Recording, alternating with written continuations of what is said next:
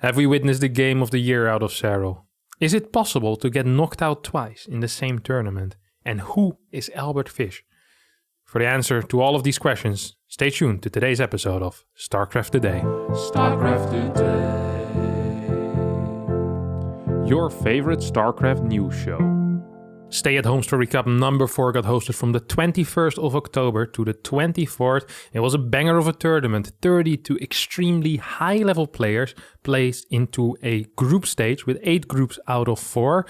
One major upset, Reigner, the current world champion, not making it out of his group, instead falling out of his group in 3rd place after losing to Neep twice in a row in rather long macro games as well. Neep really showing his dominance there with that Void Ray, Tempest, battery, cannon army. Yes, I do count his batteries and cannons as an army because there were so many, it basically fought for him all over the map with where they were placed as well, aggressive positions.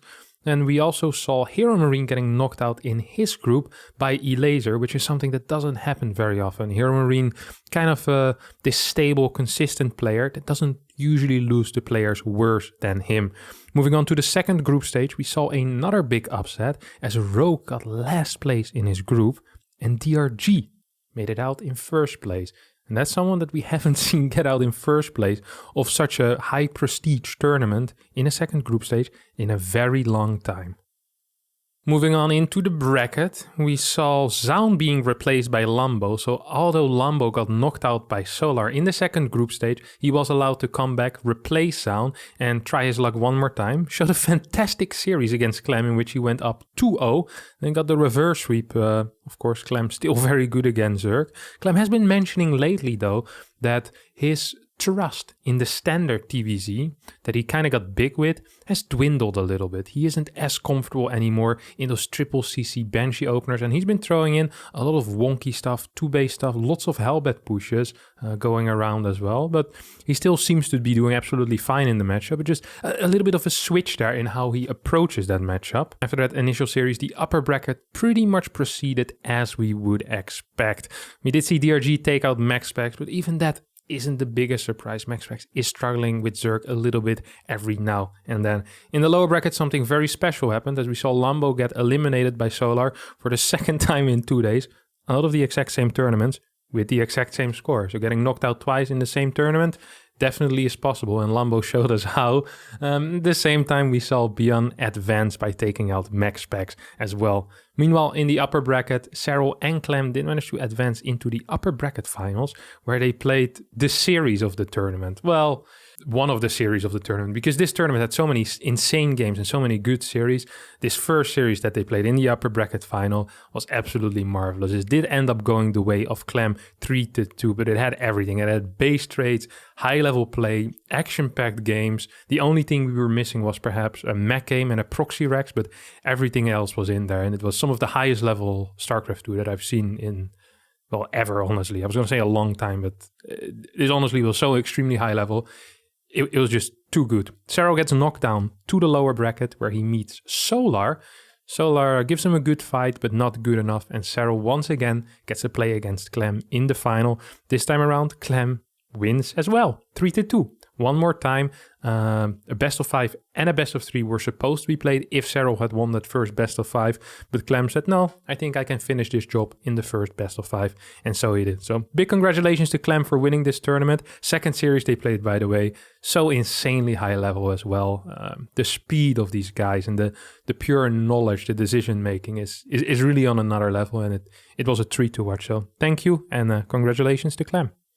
Moving on to round 4 of the World Team League, a lot of upsets this week as DPG lost to Alpha X, Zaun 2-0ing Dark to clutch the victory for Alpha X. Same time, Shopify Rebellion 6-0ing Africa Freaks, Lambo with a 2-0 against Trap. Very solid performance. Lambo always performs very well against the Korean tosses, and once again he did not disappoint. And then perhaps the biggest upset, Team GP, the bottom of the table against Team NV, which used to be the top of the table, but Team GP actually taking out Team NV. Prince destroying Maru in the ace match in the best of 1. That's a banger. And a very big win for Team GP, who now actually might be competing for a spot in the playoffs. This week's game of the week.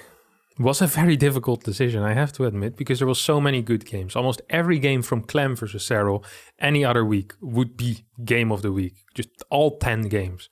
But Zest versus Serral on Berlingrad is probably the most insane comeback I've ever seen in my life out of anyone. And of course, it had to be Serral in a late game against Zest.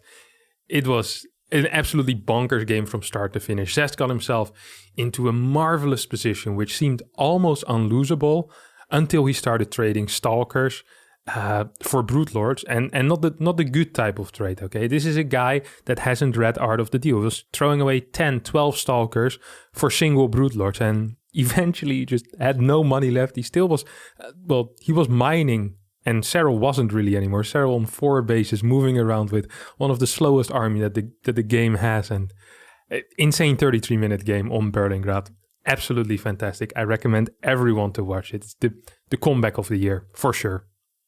This week's Zoom In is going to be on DRG, who performed extremely well in StayAtHome Story Cup number 4. So he topped both of his group stages, taking out not only Skillet and Uthermal in the first one, but also Clem and Classic in that second group stage. Moving on into the bracket, managed to destroy MaxPax, only to lose to Serral, and followed up losing to Solar 3-2 in that loser bracket. Now, this might come as a surprise to some, but a lot of the Koreans, and mainly Solar, has been telling me about the fact that DRG is one of the hardest workers currently, playing a crap ton of games every single day, putting in the work, studying hard, and he just wants to make it big once again. He wants to, one more time, become a champion. And with this level of results, and with this level of play, it might be possible.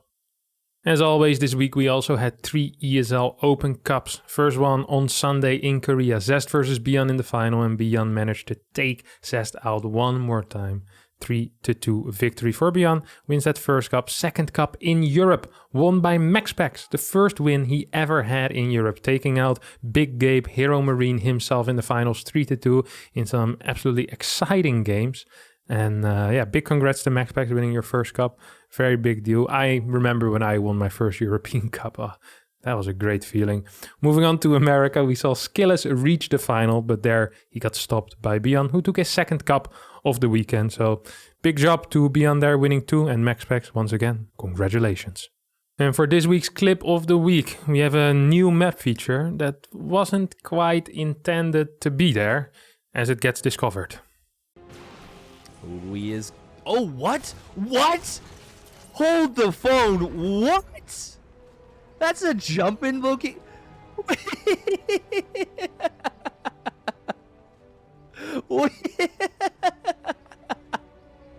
Pretty cool Reaper spot up there. You can also fit Widow Mines, Lurkers, Marines, whatever you want, except for tanks. Tanks don't quite fit, so I'm sorry to burst your wet dream there, Terrence, but that ain't going to happen. That's going to be it for today, but not until I tell you who Albert Fish is. Albert Fish was an American sadomasochistic serial killer who was also a cannibal. His nickname is the Gray Man.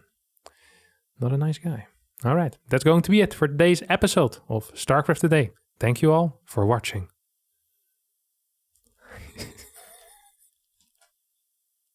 Running out of facts.